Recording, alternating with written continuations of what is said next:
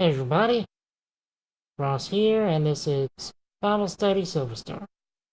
If this is your first time on this channel, click the first link down in the description, or if you'd like to see just what's been going on recently, click the second link down in the description to go back to Exodus 13. Now, without further ado, I'm just going to jump right on into Exodus 14, verse 1. Now the Lord spoke to Moses, saying, Speak to the children of Israel, that they turn and camp before Pi Hahiroth, between Migdal and the sea, opposite Baal Zephon. You shall camp before it by the sea. For Pharaoh will say of the children of Israel, They are bewildered by the land. The wilderness has closed them in. Then I will harden Pharaoh's heart, so that he will pursue them, and I will gain honor over Pharaoh and over all his army, that the Egyptians may know that I am the Lord. And they did so. Now it was told the king of Egypt that the people had fled, and the heart of Pharaoh and his servants was turned against the people, and they said, Why have we done this, that we have let Israel go from serving us? Then so he made ready his chariot and took his people with him. Also he took 600 choice chariots, and all the chariots of Egypt, with captains over every one of them. And the Lord hardened the heart of Pharaoh, king of Egypt, and he pursued the children of Israel. And the children of Israel went out with boldness. So the Egyptians pursued them, all the horses and chariots of Pharaoh, his horsemen and his army, and overtook them, camping by the sea beside Pi Hahiroth, before Baal Zephon. And when Pharaoh drew near, the children of Israel lifted their eyes, and behold, the Egyptians marched after them. So they were very afraid, and the children of Israel cried out to the Lord. Then they said to Moses, Because there were no graves in Egypt, have you taken us away to die in the wilderness? Why have you so dealt with us, to bring us up out of Egypt? Is this not the word that we told you in Egypt, saying, Let us alone, that we may serve the Egyptians? For it would have been better for us to serve the Egyptians than that we should die in the wilderness. And Moses said to the people, Do not be afraid. Stand still and see the salvation of the Lord, which he will accomplish for you today. For the Egyptians who you see today, you shall see again no more forever. The Lord will fight for you, and you shall hold your peace. And the Lord said to Moses, Why do you cry to me? Tell the children of Israel to go forward. But lift up your rod, and stretch out your hand over the sea and divide it.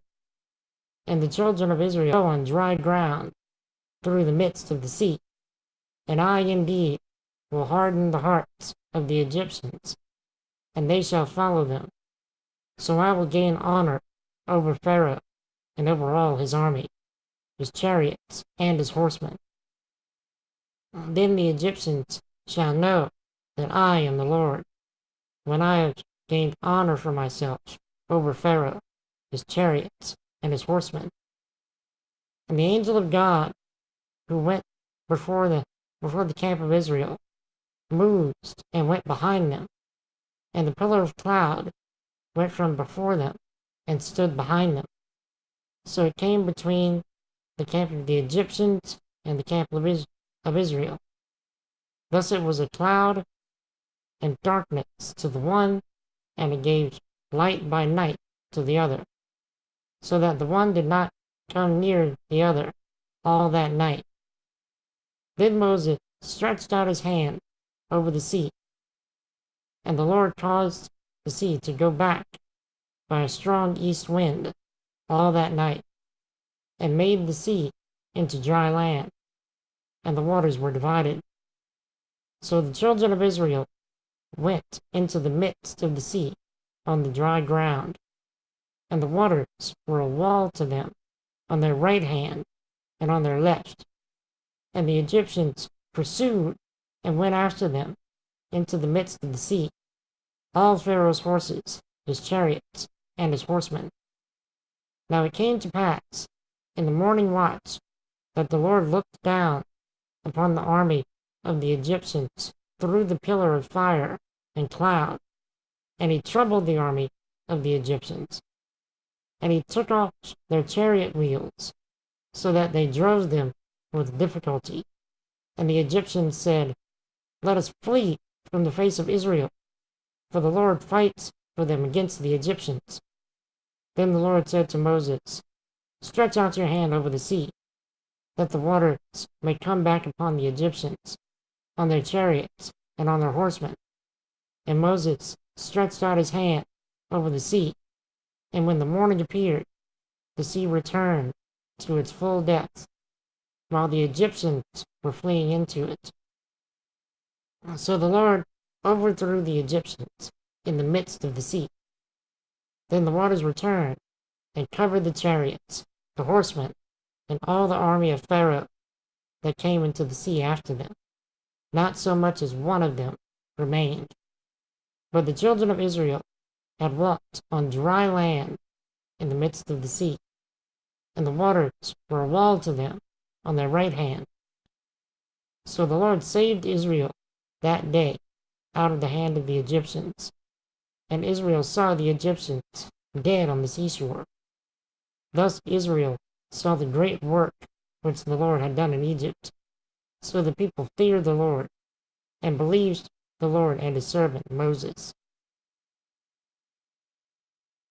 All right, this is the chapter in Exodus that even people who don't know the Bible or go to church know about. It primarily shows God's mighty power and the primary reason God brought Israel to the Red Sea instead of through the land of the Philistines. But anyway, the chapter begins with God telling Moses his plan to defeat the Egyptians once and for all. He commands Israel to camp in a place that would have them cornered if the Egyptians attacked. Under normal circumstances, camping by the sea was tactical suicide because it left the Egyptians every possible angle to attack from, and Israel nowhere to run. God arranged everything in this way because he planned to engage in battle himself. All Israel would have to do is obey and run. Meanwhile, in Egypt, Pharaoh and all of his people hating the fact that they had willingly lost their slave labor force. The Lord had hardened their hearts again, though, and they decided to go and get the Israelites back. So Pharaoh assembled a massive army and caught up with Israel as they camped by the sea.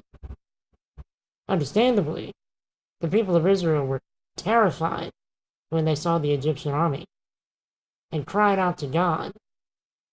Then they have the nerve to blame Moses for their imminent deaths. You'll notice this become a pattern with Israel quickly forgetting everything that God had done and was still doing for them, and blaming Moses for all of their troubles.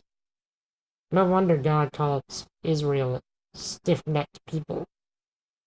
But moving on, Moses reassures them that God will fight on their behalf and tells them that this will be the last time that they see the Egyptians as they do now. And God basically tells Moses, "What are you worrying about? I got this. Tell the people to keep going, and I'll make a way where there is no way." So God moves the pillar of cloud behind the camp of Israel to block the light from the Egyptians and shield Israel from view.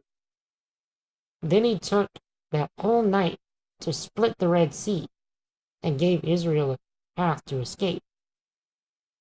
When the Egyptians saw that Israel was escaping through the middle of the sea, they gave chase with all of their chariots and horsemen. So God knocked off their chariot wheels to slow them down. Then the Egyptians realized that they weren't really fighting Israel, but God, and tried to retreat. But it was too late. Israel had already reached the other side, and God told Moses to close the sea back up. So all of the Egyptians chasing them were trapped and drowned.